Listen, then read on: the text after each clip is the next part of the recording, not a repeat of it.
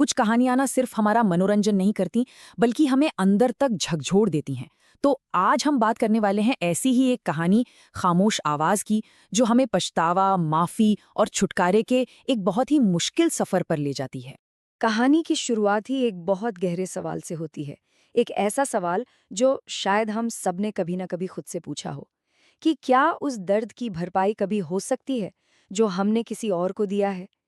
क्या गुजरे कल की गलतियों को सच में मिटाया जा सकता है?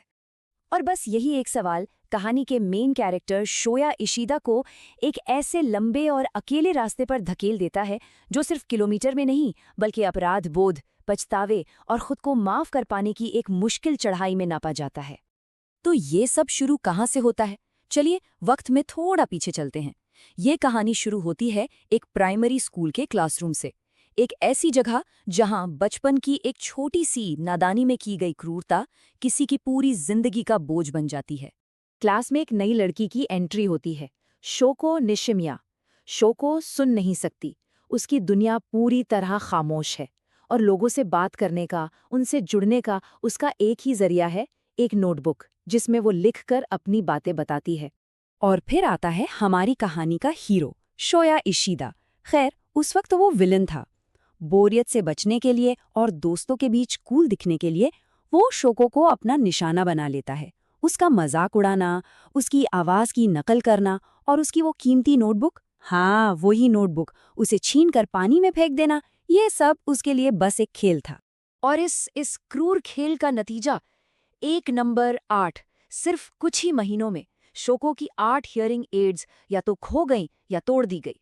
सोचिए, ये सिर्फ एक नंबर नहीं है, ये उस तकलीफ की गहराई है जो शोको ने हर रोज महसूस की। लेकिन कहते हैं ना, वक्त का पहिया हमेशा घूमता है। कहानी में बहुत जल्द एक ऐसा मोड़ आता है जहां दूसरों को परेशान करने वाले को खुद उसी दर्द का स्वाद चखना पड़ता है। अब शिकारी के शिकार बनने की बारी थी। जैसे ही ये बदमाशी की बात स्कूल में फैलती है और प्रिंसिपल तक पहुंचती है, सब कुछ बदल जाता है। शोया के वो दोस्त जो कल तक उसकी हरकतों पर हंस रहे थे, पलक झपकते ही उसे अकेला छोड़ देते हैं। अपनी जान बचाने के लिए सारा का सारा इल्जाम अकेले शोया पर डाल दिया जाता है। इस एक घटना के बाद दोनों की दुनिया ही बदल जाती है। शोको तो स्कूल बदलने पर मजबूर हो जाती है, लेकिन शोया वो वहीं रह जाता है और अब उसके माथे पर बदमाश का एक ठप्पा लग जाता है। जिस अकेलेपन के अंधेरे कुएं में उसने शोको को धकेला था, अब वो खुद उसी में कैद हो जाता है। चलिए, कहानी में कई साल आगे चलते हैं। शोया अब हाई स्कूल में है, पर बचपन का वो अपराध बोध एक साए की तरह हर पल उसके साथ है। उसने खुद को दुनिया से पूरी तरह अलग कर लिया है। वो किसी से नजरें नहीं मिलाता, किसी की आवाज पर ध्यान नहीं देता, मानो उसके आसपास के हर इंसान के चेहरे पर एक बड़ा सा एक्स लगा हो।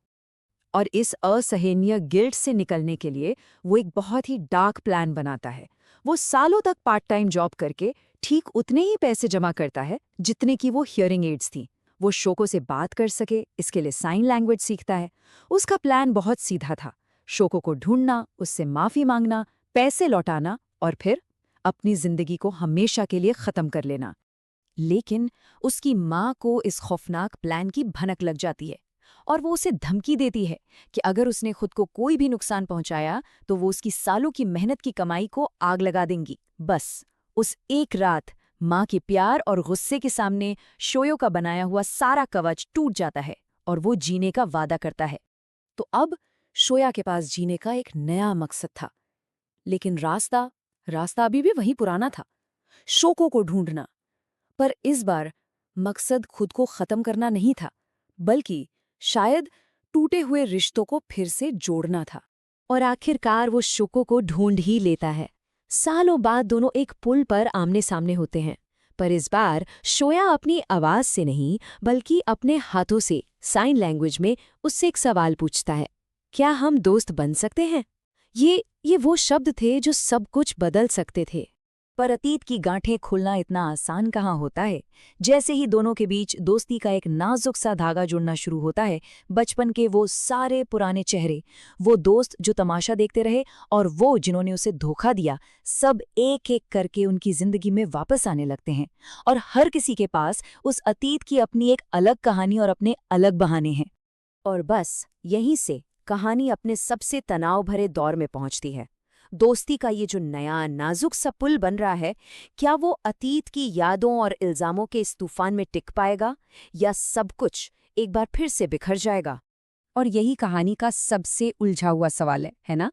माफी मिलना या देना मुमकिन भी कैसे है जब हर किसी को वो घटना अलग अलग तरह से याद हो?